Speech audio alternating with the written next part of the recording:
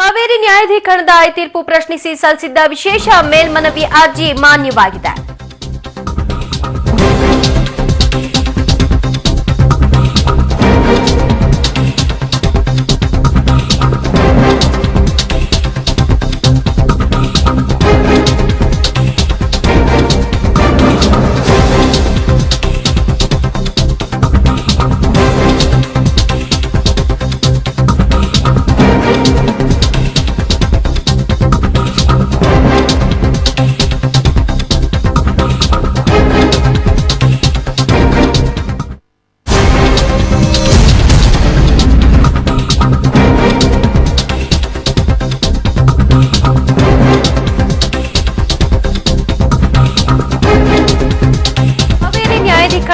ತೀರ್ಪು ಪ್ರಶ್ನಿಸಿ ಸಲ್ಲಿಸಿದ ವಿಶೇಷ ಮೇಲ್ಮನವಿ ಅರ್ಜಿಯನ್ನ ಸುಪ್ರೀಂ ಕೋರ್ಟ್ ಮಾನ್ಯ ಮಾಡಿದೆ.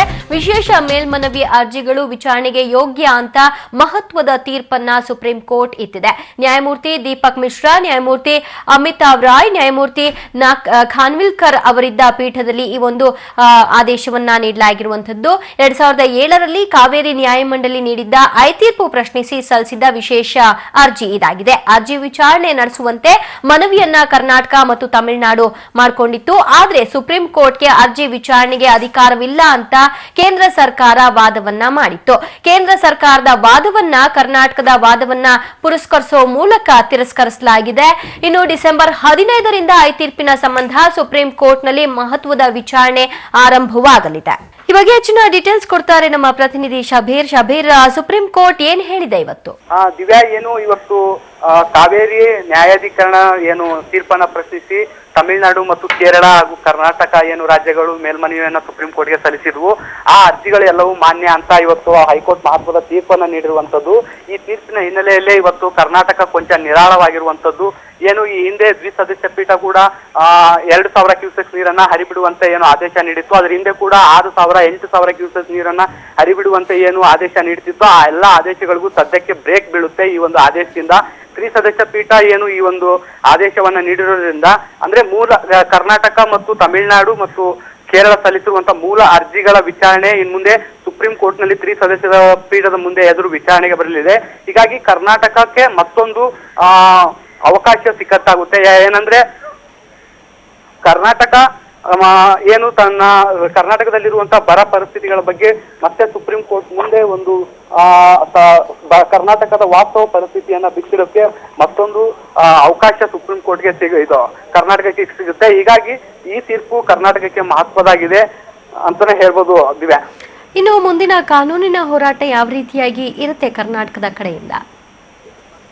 ದಿವ್ಯಾ, ಈಗ ಡಿಸೆಂಬರ್ 15ರಿಂದ ಈ ಅರ್ಜಿಗಳ ವಿಚಾರಣೆ ಸುಪ್ರೀಂ ಕೋರ್ಟ್ ನಲ್ಲಿ ಬರಲಿದೆ. ಹೀಗಾಗಿ ಕರ್ನಾಟಕ ಈ ಹಿಂದೆ ಮಾಡಿದಂತ ಎಲ್ಲಾ ವಾದವನ್ನ ಮನ್ನಣೆ ಮಾಡಿತ್ತು. ಅದಕ್ಕಿಂತ ಹೆಚ್ಚು ಎಫರ್ಟ್ ಅನ್ನ ಹಾಕಿ ಇನ್ ಮುಂದೆ ವಿಚಾರಣೆ ವಾದವನ್ನ ಮನ್ನಣೆ ಮಾಡಬೇಕಾಗುತ್ತೆ. ಯಾಕಂದ್ರೆ ಇದು ಇಷ್ಟು ದಿನ ನಡೆದಂತ ಎಲ್ಲಾ ಅರ್ಜಿ ವಿಚಾರಣೆಗಳು ಮಧ್ಯಂತರ ಅರ್ಜಿ ವಿಚಾರಣೆಗಳಾಗಿದ್ವು. ಇನ್ ಮುಂದೆ ನಡೆಯುವಂತಹ ಅರ್ಜಿ ವಿಚಾರಣೆಗಳು ಮೂಲ ಅರ್ಜಿ ವಿಚಾರಣೆ ಆಗಿರೋದ್ರಿಂದ ಕರ್ನಾಟಕ ಸಮರ್ಥವಾಗಿ ವಾದ ಮಂಡಿಸಿದ್ರೆ ಕರ್ನಾಟಕಕ್ಕೆ ನ್ಯಾಯ ದೊರಕಿಸ್ಕೊಡ್ಬೋದಂತ ಎಲ್ಲಾ ಅವಕಾಶಗಳು ನಮ್ಗೆ ನಿರೀಕ್ಷೆಗಳು ಕೂಡ ಸಾಕಷ್ಟು ಲಭ್ಯವಾಗ್ತಿದೆ. ಈ ಹಿಂದೆ ಈಗಾಗಲೇ ಕೇಂದ್ರ ಬರ ಅಧ್ಯಯನ ತಂಡ ಕೂಡ ಒಂದು ರಾಜ್ಯದಲ್ಲಿ ಅಧ್ಯಯನ ನಡೆಸಿ ಕೇಂದ್ರಕ್ಕೆ ವರದಿಯನ್ನ ನೀಡಿತ್ತು. ಕರ್ನಾಟಕದಲ್ಲಿ ಬರ ಇರುವ ಬಗ್ಗೆ ಹಾಗೂ ವಾಸ್ತವ ಅಂಶ ತಮಿಳುನಾಡಿಗೆ ನೀರು ಹರಿಸುವ ಕುರಿತು ವಾಸ್ತವ ಅಂಶಗಳೇನಿದ್ವು ಅದನ್ನೆಲ್ಲ ಈಗಾಗಲೇ ಕೇಂದ್ರದ ಗಮನಕ್ಕೆ ತಂದಿತ್ತು. ಆ ವರದಿಯನ್ನ ಆಧರಿಸಿ ಈಗಾಗಲೇ ವಿಚಾರಣೆ ನಡೆಯುತ್ತಿರೋದ್ರಿಂದ ಕರ್ನಾಟಕ ಮತ್ತೊಮ್ಮೆ ತನ್ನಲ್ಲಿರುವಂತ ಬರ ಪರಿಸ್ಥಿತಿ ಹಾಗೂ ಇತ್ಯಾದಿ ವಿಚಾರಗಳನ್ನ ಸುಪ್ರೀಂ ಕೋರ್ಟ್ಗೆ ಸಂಪೂರ್ಣವಾಗಿ ವ್ಯವಸ್ಥಿತವಾಗಿ ಒಂದು ಸುಪ್ರೀಂ ಕೋರ್ಟ್ಗೆ ಅರ್ಥವಾಗುವಂತೆ ಮತ್ತೊಂದು ಸಲ ವಾದ ಮಾಡಿದ್ರೆ ಕರ್ನಾಟಕಕ್ಕೆ ಮತ್ತೆ ನ್ಯಾಯ ಸಿಗುವಂತ ಎಲ್ಲಾ ಲಕ್ಷಣಗಳು ಕೂಡ ಕಂಡುಬರ್ತಿರುವೆ. ದಿವ್ಯಾ, ಥ್ಯಾಂಕ್ ಯು ಶಬೀರ್ ನಿಮ್ಮೆಲ್ಲ ಮಾಹಿತಿಗೆ. ಕರ್ನಾಟಕ ಅಷ್ಟೇ ಅಲ್ಲ, ದೇಶವೇ ಹುಬ್ಬೇರಿಸುವಂತಹ ರೋಚಕ ಸುದ್ದಿ ಅದು ಬೆಂಗಳೂರಿನಿಂದ ಬಂದದ್ದು. IT ರೇಡ್ನಲ್ಲಿ ಸಿಕ್ಕಿಬಿದ್ದಿರುವಂತಹ ತಿಮ್ಮಿಂಗಲಗಳು ಚಿಕ್ಕರಾಯಪ್ಪ ಮತ್ತು ಜಯಚಂದ್ರ ಅವರಿಗೆ ಒಂದು ರೀತಿ ಅಕ್ಷಯ ಪಾತ್ರೆಯೇ ಸಿಕ್ಕಂತಾಗಿದೆ ಅಂತ ಅನಿಸ್ತಾ ಇದೆ. IT ಬೆನ್ನಲ್ಲೇ ACB ರಾಜ್ಯಾದ್ಯಂತ ಏಕಕಾಲಕ್ಕೆ 10 ಕಡೆ ನಡೆಸಿದಂತಹ ದಾಳಿಯಲ್ಲಿ ಚಿಕ್ಕರಾಯಪ್ಪ ಮತ್ತು ಜಯಚಂದ್ರಗೆ ಸೇರಿದ 100 ಕೋಟಿ ಬೇನಾಮಿ ಆಸ್ತಿ ಸಿಕ್ಕಿದ್ದು ಒಟ್ಟಾರೆ ಈ ಭ್ರಷ್ಟರ ಆಸ್ತಿ 250 ಕೋಟಿ ಮೀರಿದೆ. ಈಗೊಂದು ಬ್ರೇಕಿಂಗ್ ನ್ಯೂಸ್ ಬರ್ತಾ ಇದೆ ಏನು ಅಂತ ನೋಡೋಣ ಬನ್ನಿ. ರೆಡ್ಡಿಗಳ ಕಪ್ಪು ಹಣದ ದಂಧೆ ಐಟಿ ಅಧಿಕಾರಿಗಳು ಬಯಲು ಮಾಡಿದ್ದಾರೆ. ರೆಡ್ಡಿಗಳ ಮನೆಯಲ್ಲಿ 70 ಕೋಟಿ ರೂಪಾಯಿ ಮೊತ್ತದ ಹೊಸ ನೋಟ್ ಅನ್ನ ಜಪ್ತಿ ಮಾಡಿದ್ದಾರೆ. ರೆಡ್ಡಿಗಳ ಬುಡಕ್ಕೆ ಐಟಿ ಬಿಸಿ ನೀರನ್ನ ಇಟ್ಟಂತಾಗಿದೆ.